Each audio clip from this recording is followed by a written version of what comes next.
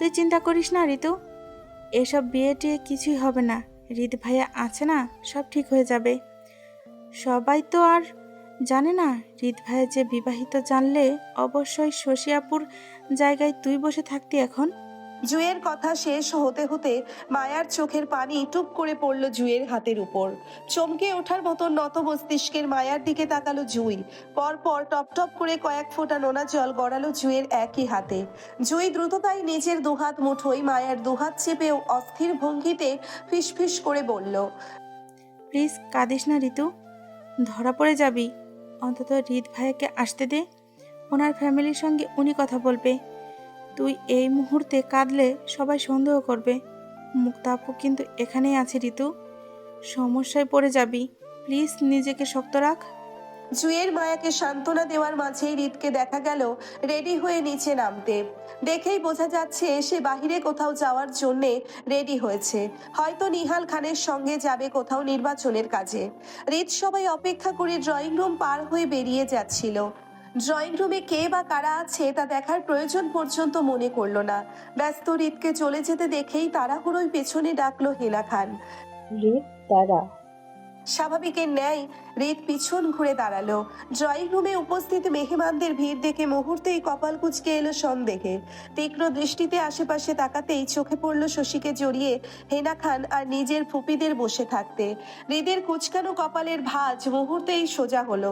সন্দেহটা সঠিক তা বুঝতে পেরে চোখের পলকে আশপাশটা পরখ করে নিল একবার। বাড়ির সকলকে একত্রে গোল মিটিংয়ে ড্রয়িং রুমে বসে থাকতে দেখে আশেপাশে মায়াকে খুঁজল। জুঁইয়ের পাশে মায়াকে নত মস্তিষ্কে বসে থাকতে দেখে হৃদ বুঝতে পারলো এতক্ষণে তার বউয়ের এক দফা কান্নাকাটি করা শেষ। এটা হয়তো দ্বিতীয় রাউন্ড হতে পারে। এই তো একটু আগেই দুজন বাগানে একত্রে ছিল, তখন হৃদ তার বউকে বুঝিয়েছিল সে আছে তার বউয়ের পাশে সব সময়, সব পরিস্থিতিতে। তারপরও কেন কোনো কিছু হলেই মেয়ে মানুষের কান্নাকাটি করতে হয় সেটাই বোঝে না হৃদ। এত চোখে পানি পায় কই এরা? হৃদ মায়ের উপর বিরক্ত হতে গিয়েও হলো না। একটা মাত্র বউ তার, অল্পতে বিরক্ত হওয়া যাবে না। তাছাড়া বউ তো তার বিরহে কাঁদছে, তাই না? কাঁদুক, সমস্যা নেই। মাঝে মধ্যে স্বামীর জন্য এমন একটু আধটু কাঁদলে হৃদের শান্তিই লাগে। হৃদ বর্তমান পরিস্থিতি বুঝে চলে যাওয়ার তাড়াহুড়ো দেখালো না, বরং স্থির হয়ে দাঁড়াতে দাঁড়াতে শার্টের হাতার বোতাম খুলে টেনে কোনোই অবধি তুলতে তুলতে ছোট উত্তরে বলল, বলো। হৃদকে দাঁড়াতে দেখেই শশী লাজুক হাসলো, মাথার ঘোমটা টেনে আরো একটু নিচে নামলো। হেনা উঠে আসলো হৃদের মুখোমুখি হতে হতে বলল, কোথায় যাচ্ছিস? বাহিরে। কেন? কাজ আছে। এত সকাল সকাল কি কাজে যাচ্ছিস? হেনা খানের কথায় হৃদ খানিকটা বিরক্ত হলো। সিরিয়াস মোমেন্টে সিরিয়াস কথা বলাটা হৃদের পছন্দ, ঘুরিয়ে পেঁচিয়ে কথা তার কোনো কালেই পছন্দ না। হৃদ বুঝতে পারছে হেনা খান কেন হৃদকে ডেকেছে। হৃদ নিজেরও তার উত্তর দিতে প্রস্তুত, কিন্তু প্রশ্নদাতা যদি প্রশ্ন করতে গিয়ে এত তালবাহানা করে তাহলে উত্তর করতে মজা পায় না সে। হৃদ অপর হাতের শার্ট একইভাবে টেনে কোনোই অবধি গোটাতে গোটাতে বলল, পয়েন্টে আসো দাদি, কি চাও? হৃদের সরাসরি কথায় হেনা খান কয়েক সেকেন্ডের জন্য চুপ করে গেল। এর আগে যতবার হৃদের বিয়ে নিয়ে কথা হয়েছে ততবারই হৃদ রাগ করে বাড়ি ছেড়ে চলে গিয়েছে। এইবারও যদি তাই হয় তাহলে ওনার ছেলে নিহাল খুব রেগে যাবে ওনার উপর, কারণ সামনে ইলেকশন। এই মুহূর্তে হৃদের প্রয়োজন নিহালের খুব বেশি। আবার খানবাড়ির গুরুজন হিসেবে হৃদের বিয়ের ব্যাপারটা তো ওনার দেখা উচিত, তাই না? বাপ মার তো ছেলের বিয়ে নিয়ে কোনো কথাই বলে না। ছেলে বিয়ে করবে কিনা, ছেলের বয়স হয়ে এসব দেখার প্রয়োজনই মনে করে না দুজনের একজনও। এই জন্য মূলত হেনা খানের সবসময় আগ বাড়িয়ে হৃদকে নিয়ে টেনশন করতে হয়। একটা 30 বছরের তামড়া ছেলের চোখের সামনে ঘুরছে বিয়ে না করে, অথচ এতে কারো মাথা ব্যথা নেই। আর থাকবেই বা কি করে? হৃদের বাবা মার সাংসারিক যে অবস্থা, এতে হৃদের বিয়ে করতে মন চাইবে কখনো? হৃদের বাবা মা তো দুজন ভালোবেসে বিয়ে করেও আজ 15 বছর ধরে আলাদা থাকে। এমনকি এই 15 বছরে দুজনে একে অপরের চেহারা পর্যন্ত দেখে না। সংসার করবে তো দূর, এই নিয়ে কত ঝামেলা হলো। দুজনকে একত্রে করতে চাইলে কিন্তু কেউ রাজি হলো না। আবার কেউ কাউকে তালাকও দিবে না, সম্পর্ক ছিন্ন করবে না, দূরে থাকবে, তারপরও দুজন একই সম্পর্কে থাকবে। এটা কেমন যুক্তি তিনি তা আজও বুঝে উঠতে পারেননি। কত বছর কত সময় উনি নিহাল সুফিয়াকে বিভিন্নভাবে বুঝিয়েছেন, সব ভুলে আবার একত্রে হয়ে সংসার করতে শেষ পর্যন্ত কেউ মানেনি। শুধু দুজন দুজনার ব্যাপারে চুপ থাকে। সবশেষে যখন হৃদের বাবা মার সম্পর্কটা মাথা ঠিক করতে পারছিল না, তখন হেনা বলেছিল একসঙ্গে থাকতে না চাইলে দুজনেই ডিভোর্স দিয়ে আলাদা হয়ে যেতে। এতেও কেউ রাজি হলো না। এই জন্য হেনা খান চাই অন্তত হৃদ সুন্দর একটা সংসার করুক, খান বাড়িটা আবার পরিপূর্ণ হোক। আর কত একা একা কাটাবেন তিনি। আমরা তোকে বিয়ে করাতে চাই। শার্টের হাতা ফোল্ড করা শেষে হৃদ দুহাত পকেটে গুজতে গুজতে বলল। সেটা তো আমিও চাই। হৃদের কথায় খুশিতে উৎফুল্লতা দেখা দিল হেনা খানের মাঝে। সত্যি তুই করবি? তোমরা করাতে চাইলে করব। আমরা তোর জন্য মেয়ে ঠিক করেছি। মেয়েকে? হৃদের কথাই পারভিন শেখ শশীকে উঠে হেনা খানের পাশে গিয়ে দাঁড়াতেই ইশারা করলো। ইশারা অনুযায়ী শশী লাজুক ভঙ্গিতে উঠে দাঁড়ালো, কিন্তু হেনা খানের কাছে পৌঁছানোর আগেই হেনা খান শশীর দিকে আঙ্গুল তুলে হৃদকে দেখিয়ে বলল, আমরা তোর জন্য ওকে পছন্দ করেছি। তোর পছন্দ না? হেনা খানের কথার পৃষ্ঠে উত্তর না দিয়ে বরং পাল্টা প্রশ্ন করে বলল হৃদ। আমি পছন্দ করলে বিয়ে কনফার্ম? হেনা খান খুশিতে সম্মতি দিয়ে তাড়াহুড়োই বলল। হ্যাঁ হ্যাঁ। হৃদের কথায় আরাফ খান জহির দৃষ্টিতে হৃদের দিকে তাকালো। ওনার ধারণা মতে এতক্ষণে হৃদের প্রচন্ড রকমের বাড়াবাড়ির রাগ করার কথা, অথচ সেই হৃদ বা রাগারাগি না করে উল্টে বিয়ের জন্য আপোষে রাজি হয়ে যাচ্ছে দেখে ওনার সন্দেহ হলো। তখনই শোনা গেল হৃদের কথা। হৃদ হেনা খানকে সম্মতি দিতে দিতে বলল, ঠিক আছে, তোমাদের পছন্দকে আমি পছন্দ করলাম, তবে এটাই লাস্ট। বারবার কিন্তু মেয়ে পছন্দ করতে পারবো না। হৃদের কথায় হেনা খান তাড়াহুড়ো করে বলল, না না, বারবার তোকে মেয়ে পছন্দ করতে হবে না। তুই একবার পছন্দ করলেই হবে। আমরা তোর পছন্দে বিয়ে করাবো। ওকে, ডান। কথাটা বলতে বলতে হৃদ হেনা খানের পাশ কাটিয়ে সামনে এগোলো। উপস্থিত সবাই উৎসুক খুশি মনে তাকিয়ে শশীর দিকে। এই হয়তো হৃদ শশীকে পছন্দ করবে। শশী মাথার ঘোমটা টেনে মায়ার সম্মুখে দাঁড়িয়ে লাজুক ভঙ্গিতে। হৃদ এগিয়ে এসে শশীকে পেরিয়ে সোফায় বসে থাকা মায়ার হাত টেনে দাঁড় করালো। থুতি চেপে মায়ার মুখটা উপরে তুলে এদিক সেদিক ঘুরিয়ে মনোযোগ দিয়ে দেখতে দেখতে হেনা খানের উদ্দেশ্যে বলল, এই মেয়েকেই তো তোমরা আমার জন্য পছন্দ করেছো দাদি, তাই না? চেহারা তো ঠিকঠাকই লাগছে, খারাপ না, পছন্দ হওয়ার মতো। তবে বিনা কারণে চোখ থেকে একটু বেশি পানি পড়ে মনে হয়। বাকি সব ঠিক আছে। তোমাদের পছন্দই আমার পছন্দ দাদি। ফাহাদের ছোট শালিকে বিয়ে করব, ডান। তোমরা কথা বলো, আমি রাজি। হৃদের কথায় হেনা খান সহ উপস্থিত সকলেই তবদা খেয়ে দাঁড়িয়ে। মুক্তা ডাইনিং এর পাশে মিষ্টির প্লেট নিয়ে স্তব্ধ হয়ে দাঁড়িয়ে আতঙ্কিত চোখে। হৃদ মায়ার দিকে তাকিয়ে। ততক্ষণে হৃদ যত্ন সহকারে মায়ার চোখের পানি মুছে দিচ্ছে। শশী বা অন্য কেউ হৃদকে কিছু বলবে তার আগেই হেনা খান দ্রুততায় এগিয়ে এসে হৃদকে শুধাতে চাইল। হৃদ শশীর জায়গায় ভুল করে মায়াকে পাত্রী মনে করছে সেটা বোঝাতে চেয়ে বলতে চাইল, ঈদ তোর ভুল হচ্ছে। আমরা ফাহাদের শালিকে না, শশীকে তো। হেনা খানের কথা শেষ করার আগেই হৃদ বিরক্তি নিয়ে বলল, দাদি, বারবার মেয়ে পছন্দ করতে পারবো না। একবার করেছি, এটাই শেষ। বিয়ে করতে হলে ফাহাদের শালিকেই করব, নয়তো বিয়ে ক্যান্সেল। এবার বলো তোমরা কি চাও, ইয়েস অর নট? হৃদের কথায় শশীর মধ্যে অস্থির উত্তেজনা দেখা তৎক্ষণাৎ। প্রিয় কিছু হারানোর ভয়ে শশী এগিয়ে গেল হৃদের দিকে। অস্থির ভঙ্গিতে হৃদের হাত টেনে কিছু বলতে চাইলে হৃদ শশীকে বাধা দিয়ে রাগে কটমট করে বলল, ডোন্ট টাচ, স্টে হেয়ার। অস্থির তোলপাড় শশী হৃদকে বোঝাতে চেয়ে উত্তেজনায় বলতে লাগলো, তোমার সাথে আমার বিয়ের কথা হচ্ছে, তাহলে তুমি মায়াকে কেন এসবের মাঝে টানছো? পরিবারের সবাই আমাকে পছন্দ করেছে, মায়াকে না। শশীর কথায় হৃদ বিরক্তি নিয়ে বলল, বিয়ে করব আমি, সংসার করব আমি, আর আমার বউ পছন্দ করবে অন্য কেউ? কেন? আমার কি চোখ নাই? অন্ধ মনে হয় তোর? হৃদের শক্ত গলার কথায় শশীর চোখ টলমলো করে ওঠে কান্নায়। মায়া ভয়ে ভয়ে ঘাড় ঘুরিয়ে একবার মুক্তাকে দেখে নিল। মূলত মুক্তা এই দিকেই তাকিয়ে। হৃদ যে কোনো সময় দুজনের বিয়েটার কথা বলে দিতে পারে সবাইকে। তখন হয়তো সবাই খেপে যেতে পারে, সেই ভয়ে মায়া হৃদের দিকে চেপে গেল। হৃদের শরীর ঘেঁষে নত মস্তিষ্ক হয়ে দাঁড়ালো। টান টান উত্তেজিত পরিস্থিতিতে মায়ার হৃদের দিকে চেপে যাওয়ার বিষয়টা হয়তো তেমন কেউ লক্ষ্য করেনি, তবে চতুর মুক্তা ঠিকই লক্ষ্য করলো। নাক মুখ শক্ত করে মায়ার দিকে তাকিয়ে রইল ক্ষিপ্ত ভঙ্গিতে। নিজের শ্বশুরবাড়িতে নিজের বোনকে নিয়ে এত কাহিনী হবে সেটা ঘুণাক্ষরেও ধারণাতে ছিল না মুক্তার। যদি থাকতো তাহলে এসব কখনোই হতে দিত না সে। শশী আকুতির স্বরে বলল।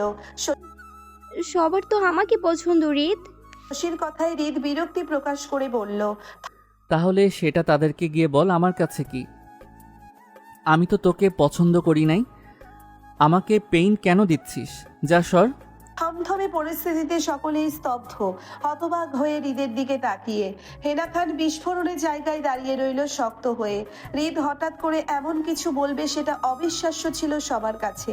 হৃদ বিয়ে করতে না করলে সেটা হয়তো স্বাভাবিক ছিল, কিন্তু শশীর জায়গায় মায়াকে পাত্রী হিসেবে টেনে আনাটা ছিল সবচেয়ে বড় চমক সবার জন্য। যে আরাব খান সকাল পর্যন্ত হৃদকে অবিশ্বাস করছিল হৃদ একা বিয়ে করতে পারবে না বলে, সেই আরাব খানও এই মুহূর্তে অবিশ্বাস্য থমকে দাঁড়িয়ে। এরই মাঝে মেয়ের কান্না দেখে এগিয়ে আসলো শশীর মা সালমা বেগম। তিনি শশীর কাঁধ জড়িয়ে হৃদকে রাগান্বিত গলায় বলল। রিত, এবার তুমি বাড়াবাড়ি করছো। আমার মেয়ের সাথে এত বছর প্রেম করে বিয়ের প্রবণ দেখিয়ে এখন বিয়ের জন্য অন্য মেয়েকে পছন্দ করবে? সেটা তো হবে না, আমরা কেউ সেটা মেনে নিব না। তোমার বিয়ে হলে শশীর সাথে হবে, এই নিয়ে দুই পরিবারের মধ্যে কথা হয়ে আছে অনেক আগের থেকে। এখন তুমি বিয়ের থেকে পিছুপা হতে পারবে না। প্রথমত আপনি ঠিক করবেন না আমি কাকে বিয়ে করব না করব সেটা। আমার মন, আমার মর্জি, আমি কাকে বিয়ে করব না করব সেটা আমি ঠিক করব, নট ইউ। দ্বিতীয়ত আপনার সস্তা মেয়েকে নিয়ে সাইড হন, আই অ্যাম নট ইন্টারেস্টেড। রিত, এবার কিন্তু তুমি বিয়াদবি করছো। আমি তোমার খালা হই। হৃদ নিজের রাগ কন্ট্রোল করতে চেয়ে এক হাতের মুঠোয় মায়ার একটা হাত চেপে অপর হাতটা পকেটে ঢুকাতে ঢুকাতে হেয়ালি ভঙ্গিতে বলল। দেখো খালা, বেয়াদবির জন্য সমাজে আমি এমনি বদনাম, নতুন করে আর কিছুই গায়ে লাগে না। তারপরও তোমাকে বলছি, আমাকে জোরাজোরি তো আমার বাপ মাও করে না, সেক্ষেত্রে তুমি খালা হও মানে মার বোন।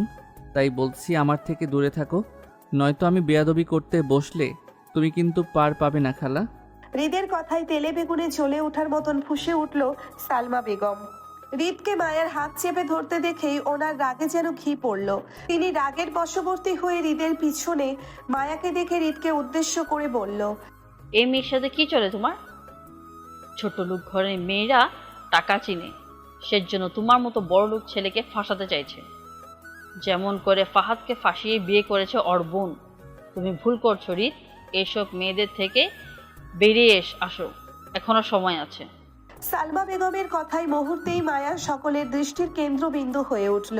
মুহূর্তেই সকলে তাকালো হৃদের পিছনে আশ্রয় নেওয়া মায়ার দিকে। মুক্তার আগে কটমট করে উঠল সালমা বেগমের কথায়, কিন্তু শ্বশুরবাড়ির হওয়ায় দাঁত কামড়ে রাগ কন্ট্রোল করতে চাইল। তীব্র অপমানের কথাগুলো বেশ আত্মসম্মানে লেগেছে মুক্তার। সে পারছে না রাগে ট্রেতে রাখা সবকিছু নাস্তা উল্টে ফেলে মায়াকে নিয়ে এখান থেকে চলে যেতে। একঘর মানুষের সামনে হৃদের ওইভাবে শশীর জায়গায় মায়াকে পছন্দ করাটা মোটেও ভালো লাগেনি মুক্তার। দ্বিতীয়ত মায়া এখনো হৃদের পাশে চুপ করে দাঁড়িয়ে আছে বলেই সালমা বেগম মুক্তার পরিবারকেও অকারণে টেনে এনে অপমান করছে। মায়া সালমা বেগমের অপমানে ফুপিয়ে কেঁদে উঠতেই হৃদ দৃষ্টি ঘুরিয়ে মায়াকে দেখে আনারও তাকালো সালমা বেগমের দিকে। তপ্ত মেজাজে দুহাত মুষ্টিবদ্ধ করে হেনা খানের উদ্দেশ্যে চেঁচিয়ে বলল হৃদ। দাদি, তোমার মেহমানদের সামলাও, নয়তো আমাকে সামলানো তোমার দায় হয়ে যাবে। আমার মোটেও পছন্দ না কেউ আমার বাড়িতে দাঁড়িয়ে আমার সামনে আমার বউকে অপমান করবে, সেই রাইট আমি কাউকে দেইনি। হৃদের কথায় কেউ কিছু বলবে তার আগেই হেনা খান অবিশ্বাস্য গলায় হৃদকে শুধিয়ে বলল। বউ মানে কে বউ? মায়ের সাথে তোর সম্পর্ক আছে হৃদ? হৃদের মেজাজ বরাবরই ক্ষিপ্ত হচ্ছে সালমা বেগমের কথায়। এর মাঝে হৃদ বারবার মায়াকে নিজের বউ বলে দাবি করার পরও কেন সবাই হৃদকে একই প্রশ্ন করছে সেটাই বুঝতে পারছে না সে তো শুরু থেকে বলছে মায়া তার বউ, তাহলে কেন সবাই অবুঝের মতন হৃদের থেকে একই কথা শুনতে চাচ্ছে? হৃদ ক্ষিপ্ত মেজাজে বলল। বাল, একই কথা কতবার বলবো? She is not my girlfriend, she is my wife, we are married. হৃদের কথায় উত্তাপ পরিবেশটা কয়েক সেকেন্ডের জন্য হঠাৎ নিস্তব্ধ নিশ্চুপ হয়ে গেল। ঘর ভর্তি মানুষ শুধু একে অন্যের মুখ চাওয়াচাই করলো। মায়া হৃদের কথার মুহূর্তেই দুহাতে হৃদের এক হাত আঁকড়ে ধরলো ভয়ে। হেনা খান এই মুহূর্তে কিছু বলার মতন ভাষা পেল না। ওনার শুধু মনে হলো এই মুহূর্তে পরিস্থিতি শান্ত করার দরকার, নয়তো বিশাল ঝামেলা হতে পারে। হেনা খানের এগিয়ে আসার সঙ্গে সঙ্গে আরাফও এগিয়ে আসলো পরিস্থিতি সামলাতে। হৃদ যদি মায়াকে পছন্দ করে থাকে তাহলে এই বিষয়ে ওনারা পারিবারিকভাবে পরে কথা বলে নিবে। তারপরও এই মুহূর্তে অন্তত পরিস্থিতি সামলানোর দরকার। শশী মায়া দুজনেই কাঁদছে, সালমাও রেগে আছে। সবচেয়ে বড় কথা হলো হৃদ যদি এর থেকে বেশি রেগে যায় তাহলে ভয়ানক তাণ্ডব হবে বাসায়। হেনা খান আরাফ খান এগিয়ে আসার মধ্যেই সালমা বেগম ক্ষোভে থাবা মেরে মায়াকে টেনে হৃদ থেকে আলাদা করতে চেয়ে বলল, সব দোষ এই নষ্টা মেয়ের। বড়লোক ঘরের ছেলেদের মাথা চিবিয়ে খেতে পারে ভালো এরা। এক বোন ফাহাদকে ফাঁসিয়ে বিয়ে করেও শান্তি হয়নি এদের। এখন ছোট বোনকে লেলিয়ে দিয়েছে বড় ভাইয়ের মাথা খেতে।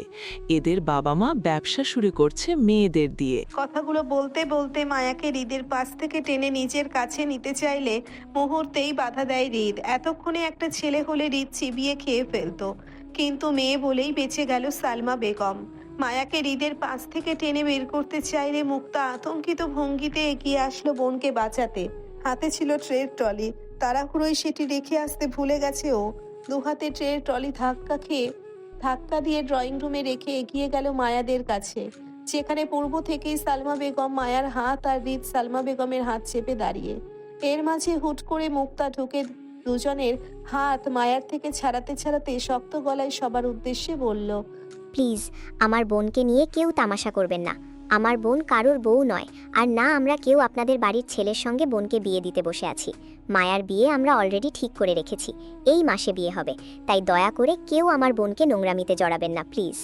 মুক্তার কথায় হৃদের উত্তাপ মেজাজ আর খিচে গেল রাগে। শরীরে রক্ত টকবক করলো ক্ষোভে।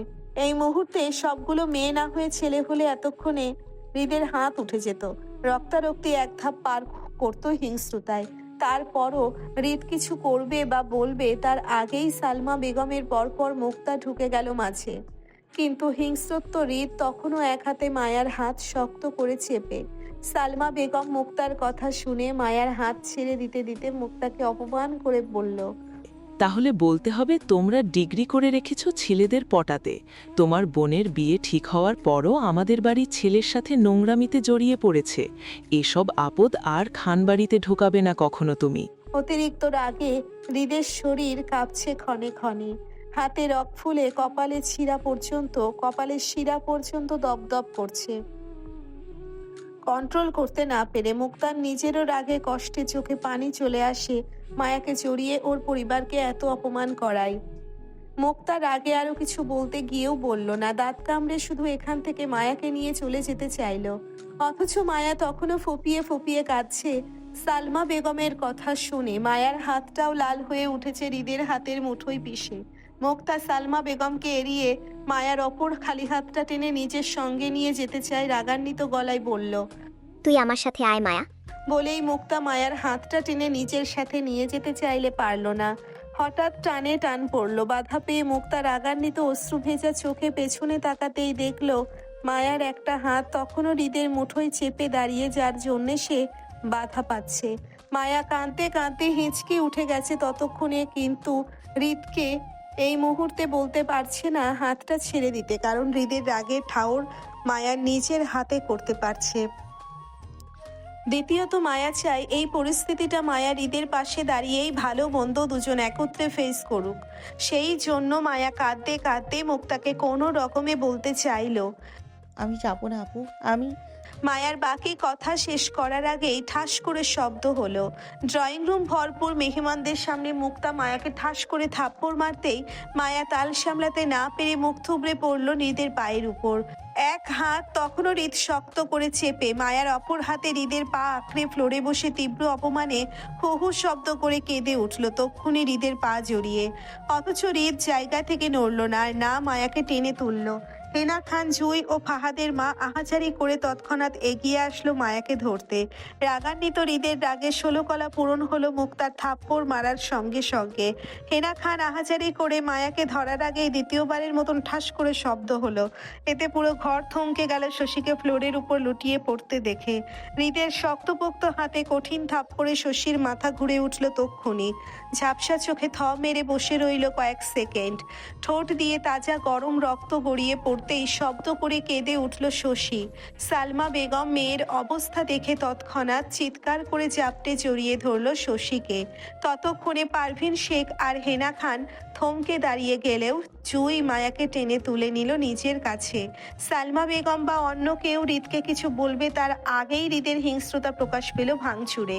হৃদ রাগে হিতাহিত অজ্ঞ হয়ে তৎক্ষণাৎ লাথি মেরে উল্টে ফেলল মুক্তার রাখা ট্রে ট্রলিটি। তার পর মুহূর্তেই দুহাত মুষ্টিবদ্ধ করে গলা ফাটিয়ে গর্জনের চিৎকারে ডাকলো ফাহাদকে। ফাহাদ, ফাহাদ, ফাহাদ। হৃদের চিৎকার উত্তাপে ঝংকার তুলল খানবাড়ির দেওয়ালে দেওয়ালে। প্রতিটি জিনিস যেন হৃদের চিৎকারের শব্দে কম্পিত হলো। উপস্থিত সবাই ভয়ার্থ মুখে থ মেরে দাঁড়িয়ে। ফাহাদ হৃদের গর্জের চিৎকারের বাহির থেকে উত্তেজনায় দৌড়ে আসলো ড্রয়িং রুমে। ফাহাদের পিছন পিছন আয়ন, রাদীপ, আসিফ সহ নিহাল খানও দৌড়ে আসলো উত্তেজনায়। ফাহাদ ড্রয়িং রুমে উপস্থিত মানুষের ভিড় দেখে ভয়ার্থ মুখে দৌড়ে গেল হৃদের দিকে। কি হয়েছে জানতে চেয়ে বলতে চাইলো, কি হয়েছে ভাই, ডেকেছো? ফাহাদের কথা শেষ করার আগেই হৃদ বগল থাবা বসালো ফাহাদের শার্টের কলারে। দুহাতে ফাহাদের কলার চেপে হৃদের মুখোমুখি টেনে হিংস্র প্রকাশ করে রাগে রিরি করে দাঁত পিষে বলল, তোর বউরে সামলা ফাহাদ, নয়তো আমাকে সামলানো তোর দায় হয়ে যাবে। হৃদের হিংস্রত্বে আয়ন, রাদীপ এগিয়ে আসলো হৃদকে বাধা দিতে। দুপাশ থেকে দুজন হৃদকে আঁকড়ে ফাহাদকে ছাড়ানোর চেষ্টা করে রাদীপ উত্তেজিত ভঙ্গিতে বলল, ভাই ভাই কি হয়েছে তোমার? প্লিজ শান্তি হও তুমি। বাবা এদিকে আসো, তুমি ভাইয়াকে বোঝাও। নিহাল খান তখনও জায়গায় দাঁড়িয়ে। মূলত তিনি বুঝতে পারছেন এখানে কিছু একটা হয়েছে, যার জন্যে হৃদ এতটা হাইপার হয়ে গেছে।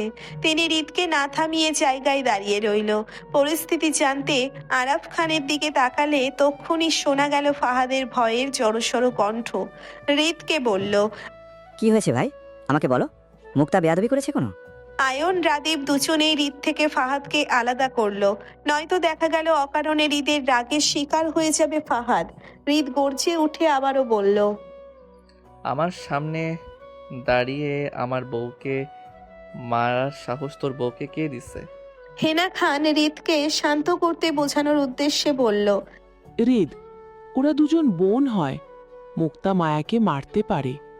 এত হেনা খানের কথাই শেষ করার আগেই হৃদ আবারও গর্জে বলল, বোন হবে নিজের বাড়িতে, আমার বাড়িতে সে শুধুই আমার বউ, অন্য কারো বোন নয়। আমার সামনে আমার বউকে থাপ্পড় দেয়া মানে সে থাপ্পড়টা আমার বউকে নয় আমাকে মেরেছে। আমি আমার বিয়ের জন্য কাউকে কৈফিয়ত দিতে আসিনি, আর না সম্মতি নিতে চাইছিলাম। আমার বিয়ে নিয়ে কারো ইন্টারফেয়ারেন্স সহ্য করব না আমি। এটাই লাস্ট বার দাদি। এরপর কেউ আমার বউ কিংবা আমার সম্পর্কের দিকে আঙুল তুললে আমি কাউকে ছাড় দিব না দাদি। আর সেটা তুমি তোমার আত্মীয়দেরকেও বোঝাও। যদি বিষয়টা আমার বোঝাতে হয় তাহলে কিন্তু খুব খারাপ হবে দাদি। হৃদের উত্তাপ রাগে রিরি করছে। নিহাল খান সম্পূর্ণ বিষয়টি বুঝতে পেরে হৃদের উদ্দেশ্যে গম্ভীর গলায় বলল, হৃদ, শান্ত হ, আমি দেখছি বিষয়টা, তুমি যাও।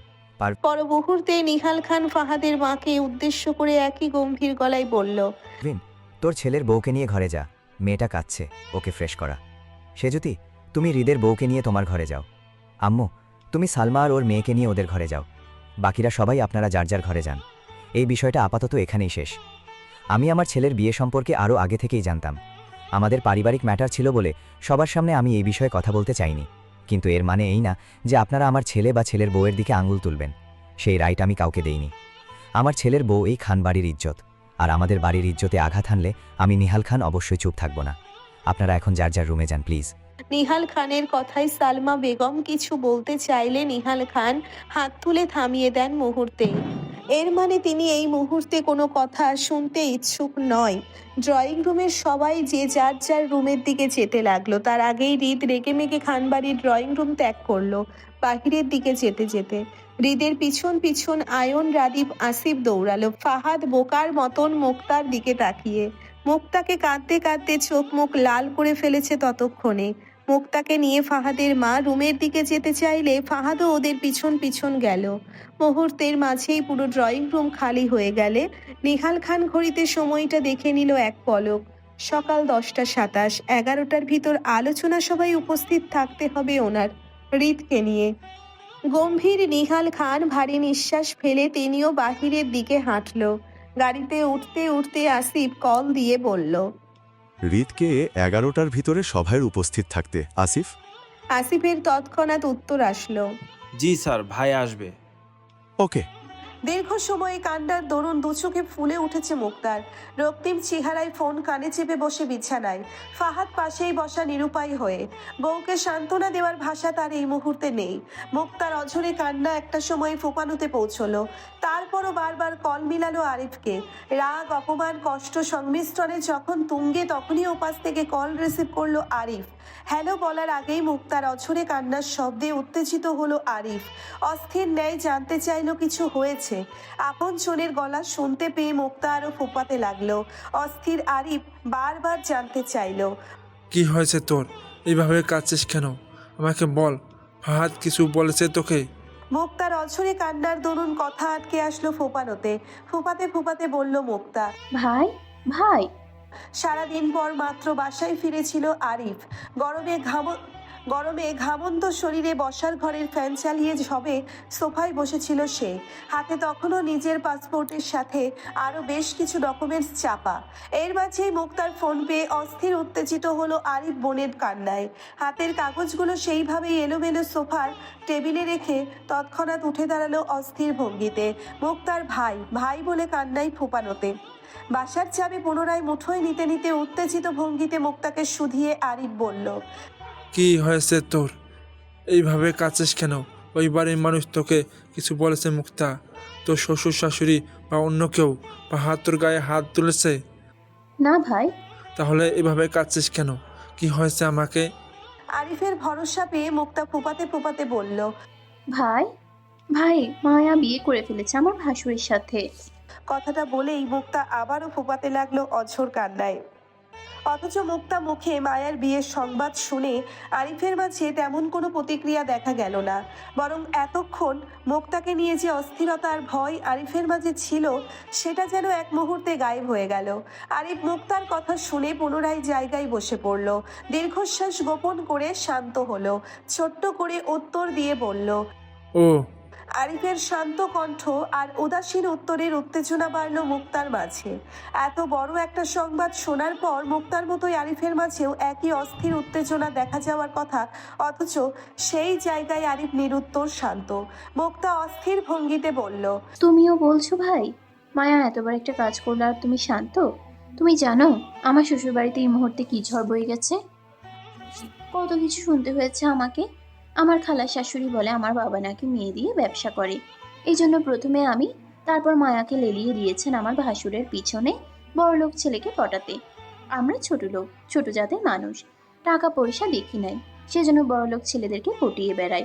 তুমি মনে হয় শুনেছ আমার খালা শাশুড়ি মেয়ে শশী আপুর সাথে হৃদ ভাইয়ের ছোট থেকে বিয়ে ঠিক ছিল। আজ পারিবারিকভাবে ওনাদের বিয়ের ডেট ফিক্সড হওয়ার কথা উঠলে হৃদ ভাই মায়ার সঙ্গে ওনার বিয়ের কথাটা সবাইকে জানায়। এরপর থেকেই বাড়িতে ঝামেলা হচ্ছে। আমার ভাসুর শশী আপুর গায়ে হাত তুলেছেন, এই জন্য আমার শ্বশুরবাড়ির সবাই আমার উপর রেগে, আর কেউ চাইছে না আমি মায়াকে নিয়ে এই বাড়িতে আর থাকি। এই প্রথম আমার শাশুড়ি আমাকে মায়ের জন্য কথা কথা শুনিয়ে গেল। ওনাদের ভালো ছেলেটাকে মায়া কিভাবে পটিয়ে বিয়ে করে ফেললো সেটা নিয়ে আমাকে কথা শুনিয়ে গেল। ভাই, ভাই, মায়া কেন এই কাজটা করলো? মায়ার জন্য এখন আমার সংসারটাও ভাঙতে বসেছে। মুক্তার দীর্ঘ কথায় আরিফ নিশ্চুপে শুনল। আরিফ আগে থেকেই জানতো এমন কিছু হবে।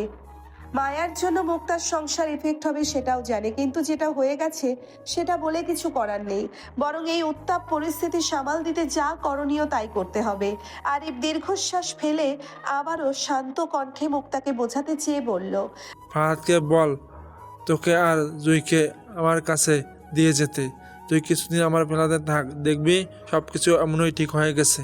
আরিফের কথায় মুক্তা আতঙ্কিত গলায় বলল। আর মায়া, মায়াকে আনবো না ভাই? ও কই থাকবে? আরিফ আগের ন্যায় শান্ত কণ্ঠে বলল। মায়া ওখানেই থাক, তুই চলে আয় জুইকে নিয়ে। মায়ার চিন্তায় মুক্তা ফের বলল। না ভাই, আমি মায়াকে এখানে রেখে একা আসতে পারবো না। তুমি জানো না ভাই, আমার শ্বশুরবাড়ির সবাই আমার আর মায়ের উপরে ভীষণ রেগে আছে। আর এই পরিস্থিতিতে যদি আমি ওকে সবার মাঝে একা ফেলে যাই, তাহলে সবাই মায়াকে কি করবে? তো আরিফ মুক্তার কথা শেষ করার আগেই বলল। কে কিছু করতে পারবে না, মায়া ওর জায়গায় আছে। তোকে যা বলছি তুই তাই কর। জুইকে নিয়ে আমার কাছে চলে আয়, বাকিটা আমি দেখে নিব। মুক্তা জেদ্দি গলায় বলল।